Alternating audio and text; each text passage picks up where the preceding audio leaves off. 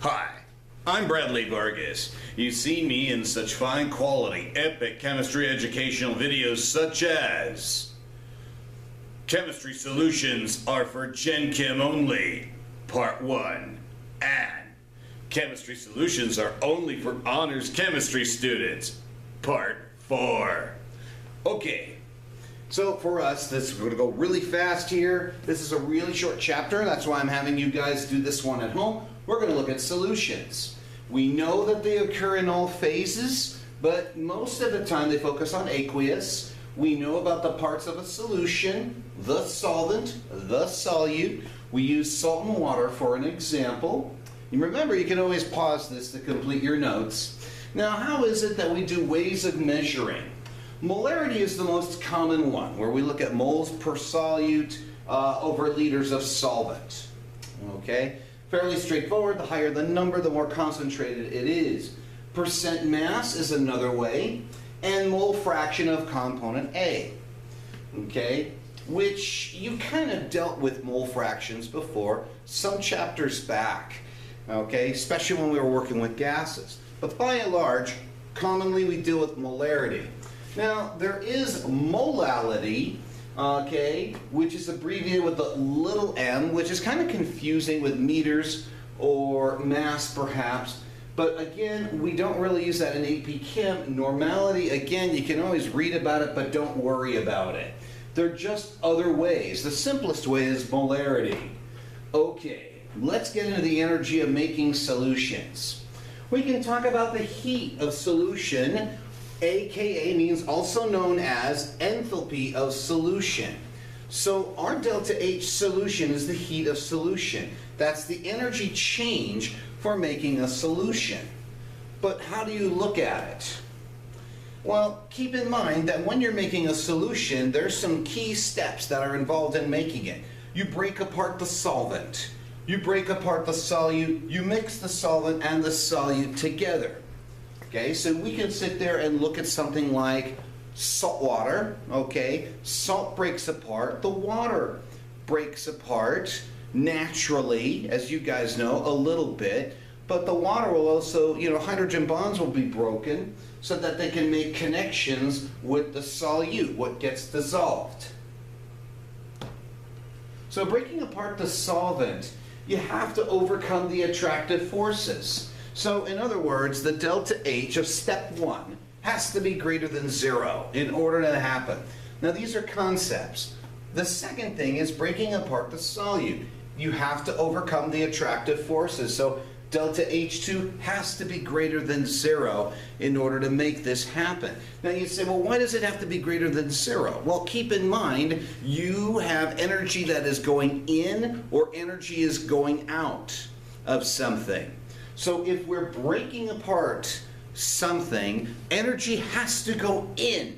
That's the endothermic process to happen. That energy is going in. So that's why these are bigger than 0, because it's an endothermic process. You got energy going in. When energy's going in, the delta H is positive. Yes. Let's move on. So mixing as solvent and solute, of course, delta H3 depends on what you're mixing. Now the molecules can attract each other. Delta H3 is large and negative. Molecules cannot attract. The delta H3 is small and negative. Now, of course, wait a minute. Well, why would the delta H be negative? Well, if they are coming together, the idea is that there's going to be energy that's going to be given off. It's an exothermic release of energy. Remember, you had endothermic to break apart things. When you put them together, some energy is given off. Why? Because when atoms connect with each other, they are looking at stability and they're looking at lower levels of energy. So that's why. So because if you have molecules that can attract each other, the delta H is going to be large and negative. But if they cannot attract, the delta H is small and negative. And you'd say, but wait a minute. Why would the delta H3 be small and negative? If the molecules are not attracting each other. Now keep in mind, think about those intermolecular forces. Okay? those intermolecular forces, like you have hydrogen bonding, okay, but you also have dipole-dipole, you also have the London dispersion forces. So this is a pretty reasonable thing here. When you're looking at this, this is connected to the London dispersion forces. This arguably could be connected dipole-dipole or even hydrogen bonding. So with this in mind, this explains the rule like dissolves like. You notice how oil and water cannot mix, right? Water cannot go and break up oil. It can't. Soap can, but we'll talk about that later. So here's the thing.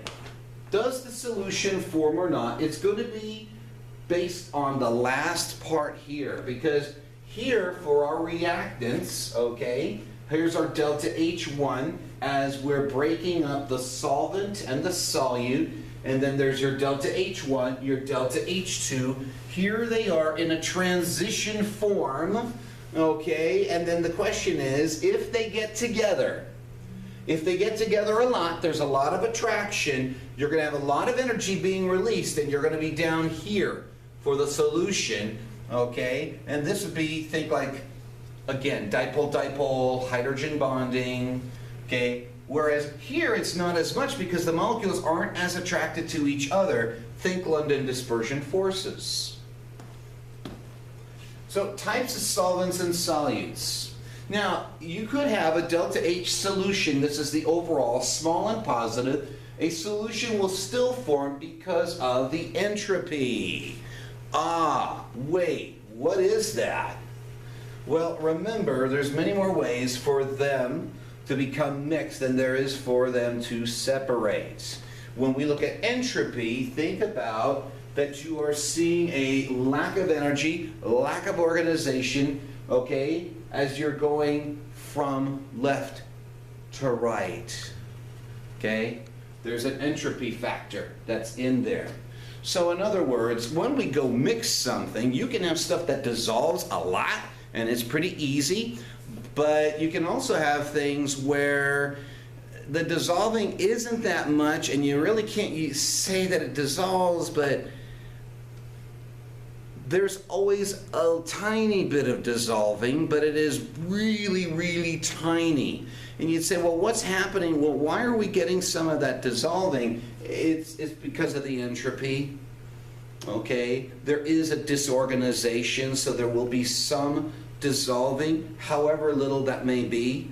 Now, if you were to compare this to London dispersion forces, I don't know. I don't know if that would be... I would say London dispersion forces, you probably have a little bit more dissolving compared to just plain old entropy. So, structure and solubility. Water-soluble molecules, molecules that can be dissolved by water, must have dipole moments for polar bonds. Okay? To be soluble in nonpolar solvents, the molecules must be nonpolar. So things that can be dissolved in water, there has to be dipole moments in there. There's got to be a positive and negative partial charge somewhere. In order to be soluble in nonpolar solvents, the molecule itself has to be nonpolar. So for something like oil, which is nonpolar, you have to put it in something that is nonpolar. Okay? And that makes the difference. So we can go ahead and look at soap here. And what you may notice about soap right away, because you are in the Imperial Guard, you may notice that, hey, this is a pretty long hydrocarbon chain. Yes. And what else can you say about it? Is it hydrophilic or hydrophobic? Okay, this is hydrophobic. Okay, it repels the water. This, on the other hand, is hydrophilic. It will attract the water molecules in there. Now you'd say, but wait a minute, wouldn't you have hydrogen bonding here? Right in between molecules. But if you're talking about reacting with something, that gets to be a different thing. When you get oily stuff on your hands, do you use water to wash it off, or do you use soap and then you rinse it off with water? There you go. I do need to speed up. So, again, hydrophobic, nonpolar end. What is hydrophobic? We already talked about it. You don't like water too much. Over here you have the hydrophilic polar end. This is what makes soap so useful, because on the one end you have the hydrophobic end, the other hand you have the hydrophilic. So that's what allows us to be able to do soap, be able to use soap to wash our hands.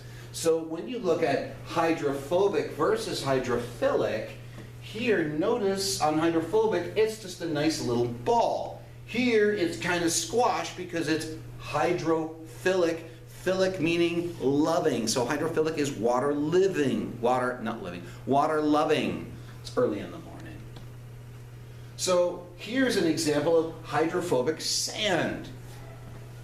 Okay? This sand doesn't get wet.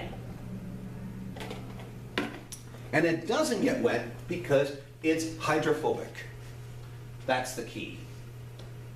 So when we go and look at something like a soap molecule, here's a simplified way to do it. It's got this long tail, and it's got this hydrophilic end to it.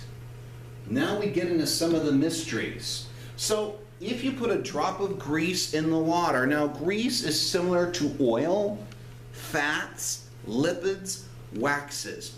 All of those are nonpolar. So drop of grease in the water, grease is nonpolar, water is polar.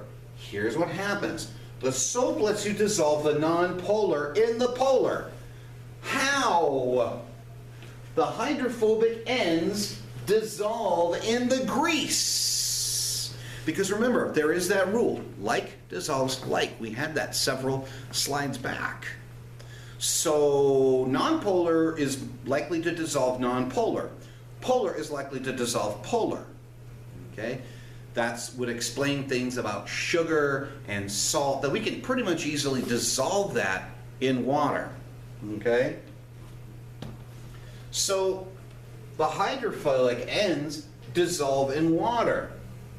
So the hydrophobic ends here dissolve in the grease or the oil, okay? And then the hydrophilic ends dissolve in water. Now, what happens is that the water molecules will surround and dissolve the grease. It helps get the grease out of the way. Wait a minute, what are you talking about? Because you've got the hydrophobic ends that dissolve in the grease, it's attached to the polar ends, the water-loving ends. And what happens is with the water-loving ends, they'll break up with the water and it surrounds the little grease balls. That's why you're seeing these little things. They're smaller versions of what happened. And because of that, ladies and gentlemen, you can wash your hands because the water will wash away all those little grease balls and your hands get clean. Hey, the awesomeness, right? So when we look at solubility tables, all right, ionic type solute, ionic, polar, usually soluble. Polar, polar, soluble, miscible means capable of mixing in any ratio without separation of two phases. Okay, immiscible is incapable of mixing or attaining homogeneity, which other means it looks the same throughout. So, nonpolar with polar, it's insoluble. Nonpolar with nonpolar is soluble, miscible. So this is a very quick, handy guide that I would definitely know, not just for the test, but for the AP exam.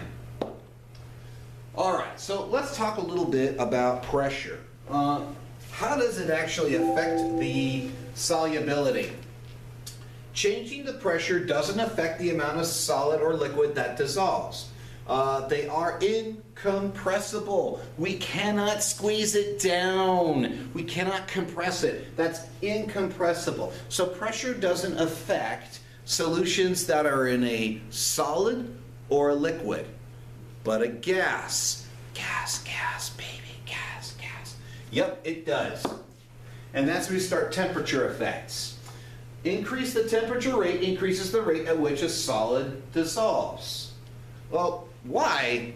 If you're adding extra energy, remember that can be used to overcome intermolecular bonds. right? Dipole-dipole, hydrogen bonding, London dispersion forces. Yeah. So we cannot predict whether it will increase the amount of solid that dissolves. There are graphs we must read it from a graph of experimental data. This will not be on the AP exam, but I felt you needed to know what was that in order to, that's part of chemistry to me. I can't see it any other way. So here's an example of solubility curves. Here's the temperature, here's the solute per 100 grams of H2O. Okay? So I'm going to look at Ki, potassium iodide, that's away from everybody else. Here it is at 10 degrees Celsius, so I go up, up, up, up, up, up, up, up, up. There's the curve for Ki. Notice it's right in the middle. So what does that tell me? At 10 degrees Celsius, which is a little bit colder, you can dissolve 135 grams of potassium iodide in 100 grams of water. That's what it's saying. If I look at something like salt, okay, at 90 degrees Celsius, so not quite boiling, but it's pretty hot, okay, I can go to 90, go up, up, up, up, where my NaCl is right here, go across, and I can dissolve 40 grams of NaCl into 100 grams of water at 90 degrees Celsius. That's how you read a solubility curve. Again, it's not on the exam, but it's sad it should be.